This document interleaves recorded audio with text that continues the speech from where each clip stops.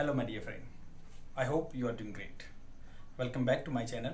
अगर आपने सब्सक्राइब नहीं किया तो प्लीज़ सब्सक्राइब कर लीजिए और प्रेस बेल आइकन को भी प्रेस कर दीजिए, क्योंकि आगे आने वाले वीडियो का आपको नोटिफिकेशन मिलता रहेगा।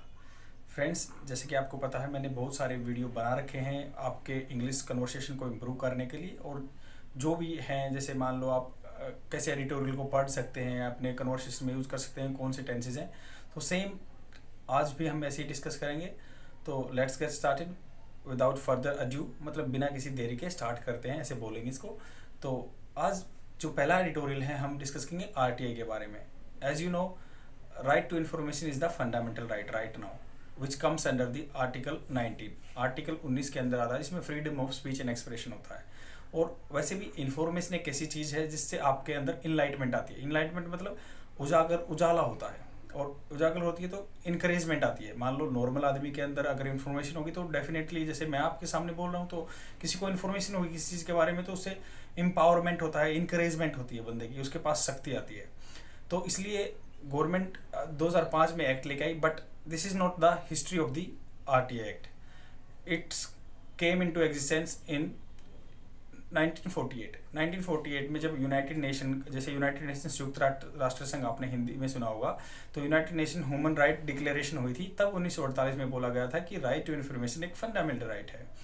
तो ये 1948 में आया। फिर सुप्रीम कोर्ट ने भी इसको रिकग्नाइज किया। एक केस आया जयपुर का, जयपुर की म्यूनसिपल कॉरपोरेशन थी, उससे कुछ एक बंदा इन्फॉर्मेशन लेना चाहता था। तो मिस्टर कलवाल नाम था जिसका, उन्होंने एक आरटीआई फाइल की और उन्होंने इन्फॉर्मेशन मांगी। तो ये केस सुप्रीम कोर्ट में पहुंचा, and then he got to know about the all information of the Jaipur Municipal Corporation. And friends, like if I would talk about the what are the advantages of the right of information, even like if you will get information, definitely you will get enlightenment, मतलब उजाला आएगा, and you will be empowered.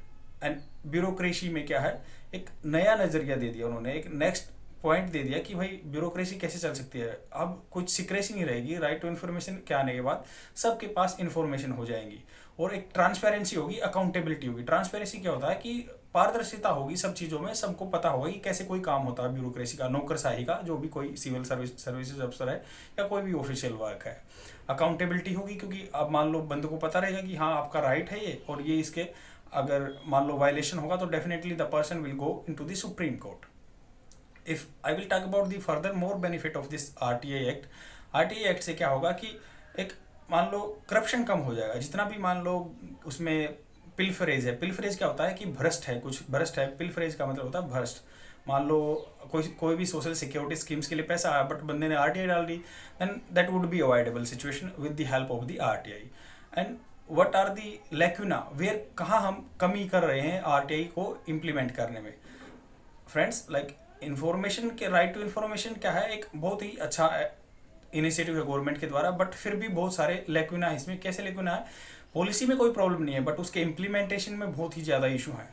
If I would talk about the right now, there are like एक, जैसे मान लो अभी एक संगठन है जो इसके बारे में हमेशा इन्फॉर्मेशन लेके आता है कितने केस पेंडिंग है, ये हर साल रिपोर्ट लेके आता है, और उस संगठन का नाम है सतर्क। सतर्क मतलब विजिल रहना हिंदी में नाम है उसका, सतर्क नागरिक संगठन। सतर्क नागरिक संगठन ऐसा हर बार एक रिपोर्ट लेके आता है, उसमें बताया गया है कि अब 2021 में 3,14,000 केस पेंडिंग हैं, और ये डाटा बढ़ता जा रहा है, क्योंकि 2019 में 2,18,000 थे, फिर 2,86,000 हो गए, उसके बाद 3,14,000 हो गए। तो ऐसे ऐसे केस पेंडिंग बढ़ते जा रहे हैं। तो इसमें क्या है कि ट्रांसपेरेंसी नहीं होगी। अगर मान लो बंदा उधर फाइल करता है, उसको रिप्लाई नहीं मिलता, तो then automatically it would be like corrupt practice.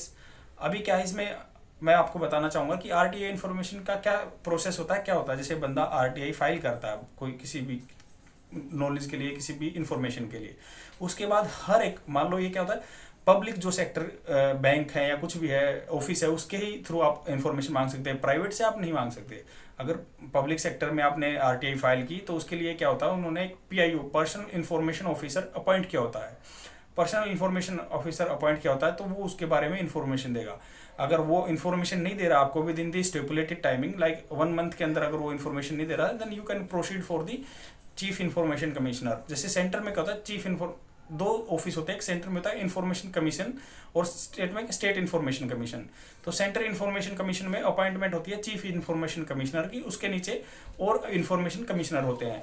ऐसे ही अगर हम बात करें नीचे वाले लेवल में, तो उधर भी स्टेट में भी बहुत सारे, जैसे स्टेट इंफॉर्मेशन कमिश्नर का भी चीफ कमिश्नर होता है वहाँ पे, और इंफॉर्मेशन कमिश्नर होते हैं।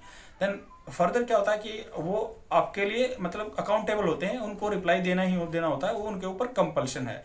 This is the like goodness, और कह सकते हैं वेरासिटी। वेरासिटी क्या होता है, सच्चाई of the this RTI act.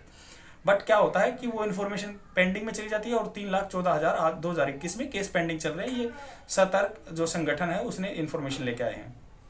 अब बात करते हैं कि इसको कहाँ कहाँ दिक्कत आ रही है। जैसे हर स्टेट, जैसे 29 स्टेट्स हैं, 29 स्टेट्स में इंफॉर्मेशन कमीशन जो ऑफिस बनाए गए हैं, बट उनमें से क्या है, दो के बाद अगर एग्जांपल लें, झारखंड में पिछले 25 मंथ से 25 महीने से कोई भी इंफॉर्मेशन कमिश्नर वहाँ पे है नहीं और अपॉइंट नहीं किया गया है। अगर आगे बात करें त्रिपुरा की, तो त्रिपुरा में भी 15 मंथ से कोई भी इंफॉर्मेशन कमिश्नर नहीं है, और ना ही ऑफिस का कोई ऐसा चल रहा है। तो ये ऐसे लेकुना है कि भाई वहाँ पे है ही नहीं कोई इन्फॉर्मेशन प्रोवाइड करने वाला। How can it possible they will provide information for that particular task. अभी अगर बात करें तो ये तो लेकुना है ही, वहाँ पे ऑफिस नहीं है। कुछ सारे मान लो जैसे आंध्र प्रदेश है, या कुछ और एग्जाम्पल ले हम, वेस्ट बंगाल है, तेलंगाना है, वहाँ पे क्या है, चीफ इन्फॉर्मेशन कमिश्नर ही है। लोअर रैंक पे जो इन्फॉर्मेशन कमिश्नर है वो है, चीफ नहीं है वहाँ पे। तो इसमें क्या होता है कि अकाउंटेबिलिटी है, या जो पिलफरेज है, भ्रष्ट हो सकता है, करप्ट हो सकता है, इन्फॉर्मेशन बताई नहीं जाएगी, तो automatically that would be dwindling situation, बीच में ड्विंडल करेंगे। तो अभी आगे चलते हैं कि इसके कैसे कैसे अभी और डाटा है। अगर एक बात करें तो ट्रांसपेरेंसी इंटरनेशनल एक इंटरनेशनल ऑर्गेनाइजेशन है, एनजीओ है, जो भी हमेशा डाटा लेके आती है कि कहाँ पे क्या लेकुना है। अगर इन ऑफिस की बात करें तो only 5% women are working on the particular information commissioner post. तो इन ऑफिसों में 5% ही वुमेन काम करती हैं। एक तो दिक्कत यहाँ पे है, क्योंकि अगर मान लो कि कोई पर्टिकुलर इन्फॉर्मेशन रिवील करनी है, then automatically the women empowerment should be there. मतलब क्या है, औरतों को भी काम मिलना चाहिए, और आपको पता है कि 50% पॉपुलेशन औरतें हैं। अगर उनको काम नहीं मिलेगा तो how can we advance in the developed stage. आपको पता है कि 2070 तक हम कार्बन एमिशन कम करने की सोच रहे हैं, और 2047 तक हम डेवलप्ड नेशन की कैटेगरी में आने की सोच रहे हैं। And how can it possible, like we are not in empowering the women in the particular sector. अगर बात करें तो अभी मान लो जैसे क्या है, इसमें कुछ डाटा ऐसे भी हैं कि जो आपको याद रखने पड़ेंगे कि 2,18,000 2019 में थे, 31 मार्च में पेंडिंग, और जून 2021 में ये हो गए हैं 2,86,000। अभी 2022 में 30 जून 2022 को 3,14,000 के आसपास ये केस पेंडिंग है। इसके लिए क्या है, नियर अबाउट दी लाइक अगर बात करें, बहुत सारे ऑफिस में ट्रांसपेरेंसी इंटरनेशनल जो एक एनजीओ है वो इन्फॉर्मेशन लेके आई है कि भाई जो बहुत सारी पोस्टें खाली हैं, मान लो 40% पोस्ट खाली हैं इन्फॉर्मेशन कमिश्नर की पोस्ट पे, तो ट्रांसपेरेंसी कहाँ से आएगी और कहाँ से केस सोल्व होंगे। तो इसके बारे में गवर्नमेंट को कंसर्न लेना चाहिए। If I will talk about the English speaking, that we can like elaborate और लेक्चरेट की तरह इसको कैसे बोल सकते हैं। अब स्टार्ट करते हैं इंग्लिश बोलना। तो इंग्लिश में क्या होता है, like first of all I want to discuss about the right to information. What is the right to information? Means each and every person have right to speak in front of the government official, and he want to seek information from the government official. It is the fundamental right which comes under the Article 19. The genesis of this particular scheme not happened in 2005 but in 1986 when the Supreme Court pronounced होता है बोलना, pronounced its judgment in 1986 that the Mr. Kalwal case was there against the Jaipur Municipal Corporation. In that particular case, the Supreme Court pronounced that it is the fundamental right to get information from the any public offices. After that, government came up with the new act in 2005. With the help of that, any person can file a RTA, right to information, with the minimal amount of money, and the person get information. And for that particular person, like act, like there is a public information officer in there, and after that chief information commissioner is there. If the public information officer is not able to resolve your issue, then you can approach to the chief information commissioner or state information commissioner. And for that particular thing, if the particular information commissioner is not able to provide you information, then there is a provision of the getting some money, because they are not providing you information. Definitely they would provide you some money so that you can they can compensate your which you have imposed, or you have given money to them in the form of the information. I hope आपको समझ में आएगा कि ऐसे ऐसे करके आप English बोलना स्टार्ट कर सकते हैं। बहुत ईजी वे है, आप जस्ट स्टार्ट कीजिए। This is the only way by which means you can speak in English. If you are having any doubt, then let me know in the comment section. I will resolve whatever I am having knowledge. I will try to resolve all the issue.